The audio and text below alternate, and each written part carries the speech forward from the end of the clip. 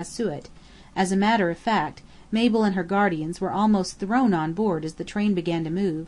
He might have sent emissaries, or come himself to Esneh, where he must have known the Enchantress Isis would land. As for Bedr and his employers, Anthony, who now knew Biddy's suspicions, was inclined to think that, even if she were right, we had seen the last of them. After such a setback as that in the Temple of Mut, he thought that they would not only be discouraged but frightened. They had run away from us, in the temple, and despite the proverb concerning those who fight and run, to fight another day, it was probable that men of their calibre would see the wisdom of abandoning the chase. They had shown themselves cowards, Anthony thought, whatever their object had been in attacking Miss O'Brien and Miss Gilder, and though we must be on the watch during the rest of the trip, his idea was that the men had retreated in fear of arrest. In any case, we had no trouble at Esneh, and saw no sinister faces peering out of low doorways in the bazaars, or over the heads of the pretty, sometimes fair and blue-eyed, dancing girls' descendants. Buried in the heart of the village we came upon the temple. Only the portico was visible under piled houses and a triumphant mosque, but once we were down in the entombed temple itself, it gave a sense of secrecy and mystic rites, to look up from under the dark roof of heavy stone with its painted zodiac, out from hidden halls of carving and colour, to the clustered houses of dried brick built before the temple was uncovered. There was a sense of tragedy and failure too, toiling up the steep slope to the town level, and passing, on the half-buried walls, gigantic carved figures making thwarted gestures, in commemoration of kingly triumphs forgotten hundreds upon hundreds of years ago. At night there was a fantasia on board, with our boatmen dancing each other down, like Highlanders, and the next day brought us to Edfu, which all the women were wild to see because Robert Hichens had called its green blue the true colour of love, an adorable temple sacred to Horus, as there he conquered and killed Set. It was only after we had passed Sir Ernest Castle's red house, with the smoky irrigation works where 1,400 Arabs have chased the desert into the background, and after we had visited the splendid twin temples of light and darkness at Kom Ombo, towering majestically above the Nile bank, that I found time to catechize and lecture Miss Guest. I contrived to separate her from her sculptor, and lure her to a part of the deck unfrequented because it was windy. Rachel was looking happy, young, and prosperous, in one of Monny's most becoming and expensive dresses. At first, I think she felt inclined to be flattered by my desire for her society, for I had never yet wished her joy, or formally congratulated Bailey. One look into my eyes, with those clever, slanting green orbs of hers, however, and instinct must have told her that my intention was different. She glanced round for an excuse to escape, but found none, for I hedged her in from all her friends. Then she quickly decided to shunt me off on an emergency track laid by herself. "What a wonderful day it's been," she remarked. "And Kom Ombo is one of the best temples. The only thing I didn't like was those mummied crocodiles. Their smiles look so hypocritical, and to think they've been smiling them for thousands of years." "It must be unpleasant to smile the smile of a hypocrite, even for a few weeks." I seized the chance to work up to the business. "Yes, indeed," agreed Miss Guest, a slight colour staining her cheeks. "And didn't you notice several new sorts of wall inscriptions?" "Yes," I admitted, "but if you don't mind, I'd like to skip 16 or 17 centuries and come down to you. I've been wanting a chat."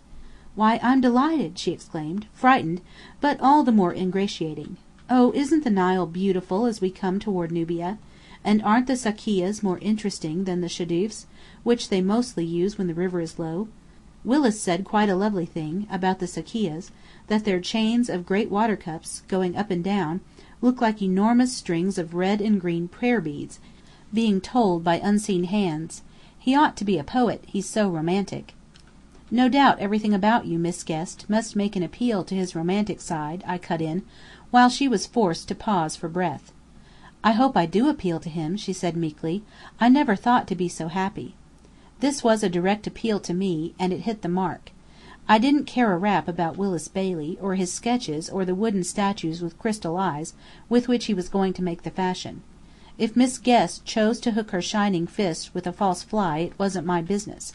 It was hers and his, and perhaps Monny's, for Monny had backed Rachel up in creating a wrong impression, as if they two had been playing together, like children, to trick the grown-ups. but I had to find out what had started the ball rolling, because it looked as if that ball had come out of the pocket of Bedr. "I'm glad you're happy," I said, "and my hope is that you'll remain so. I wish you so well that perhaps you'll give me the right to ask a few questions. You see, I'm one of your oldest friends in Egypt, after Miss Gilder and her aunt, and Mrs. Jones. You met Miss Gilder and Mrs. East travelling in France, they've told me. Yes, in a dining car. We were put at the same table, and got talking. I just loved Monny at first sight, and she's been heavenly to me. What fun we've had! I never had any fun before. I hardly knew the meaning of the word." "I suppose it must have amused you and Miss Gilder," I planted my arrow at last, though not remorselessly. "This quaint idea that's got round, about your having changed places." Rachel's face crimsoned. "Oh, Lord Ernest!" she sighed, in an explosive whisper, with a glance round to see if any one were near. But we were alone, with the beginnings of a sunset that flushed the dun hills as unripe peaches are flushed on a garden wall. "I've promised Monny not to say a word and spoil her fun, as long as the trip lasts. She's finding out, you see, which people are really attracted to her, for herself. She says it's a wonderful experience, and it's given her such a rest from men, the silly ones, you know. It isn't my fault. I'd tell in a minute if she'd let me." "Was it she who began the game?" I dared to inquire. "Or was it Bedr? Now this is a question I really have a right to ask. I'll tell you why afterward, if you don't know already from Monny." "No, I don't think Monny said anything to make me understand that," Rachel answered, stammering a little, and trying pathetically not to look anxious. "But I'll answer you, of course. There's nothing to hide from you now that I can see. It was Bedr who began. He was the most intelligent, extraordinary person. I don't believe anyone fully realized it except me. But from that first night at Alexandria he seemed to feel that I saw something of value behind his poor face.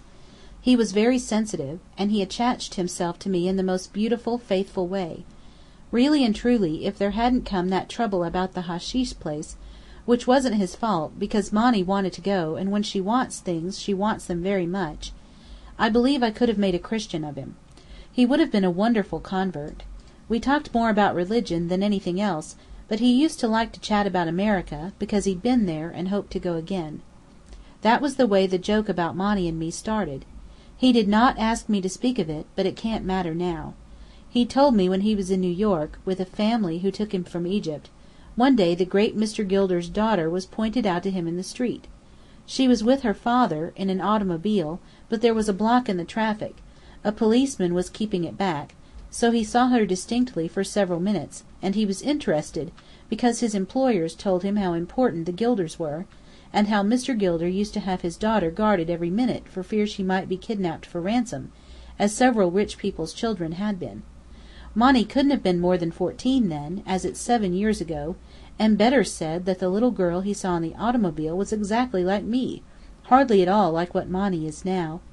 He wanted me to tell him, for a reason which he vowed and swore was very important, whether I wasn't really Miss Gilder and she was Miss Guest. Well, I thought the idea so funny, so thoroughly quaint, you know, and like something in a book, that just for fun I answered that I couldn't tell him anything until I'd consulted my friend. Monny nearly went wild about it. She said she'd come to Egypt to have adventures, and she was going to have them, no matter whether school kept or not. That's just a little slang expression people use at home, sometimes. I dare say you've heard her say much the same thing. She said this idea of Bedr's was too good to miss, and we'd get bushels of fun out of it. So we have, in different ways. And she's been lovely about giving me dresses and things. When she and I talked the matter over, she understood why Bedr should have thought she was more like me at the age of 14 than like her present self. She'd had typhoid fever just before the time she must have been pointed out to him, and it had left her thin as a rail and as pale as a ghost. Her hair was short, too, and some of the colour had been burnt out of it by the fever. Now you know she has a brilliant complexion, and her face is much rounder than mine, as well as more pink and white. Compared to her I am sallow, I'm afraid, and lanky, and when she and I stand together her hair looks bright gold, and mine light brown in comparison. Monny wouldn't let me tell Bedr right out that he was mistaken about us. She said we wouldn't fib, but we'd act self-conscious, as if we had a secret, and he'd stumbled on it. He must have started the story. Oh, if you could call it a story. I don't believe anything has ever been put into words. It was in the air. People got the idea. but Bedr must have put it into their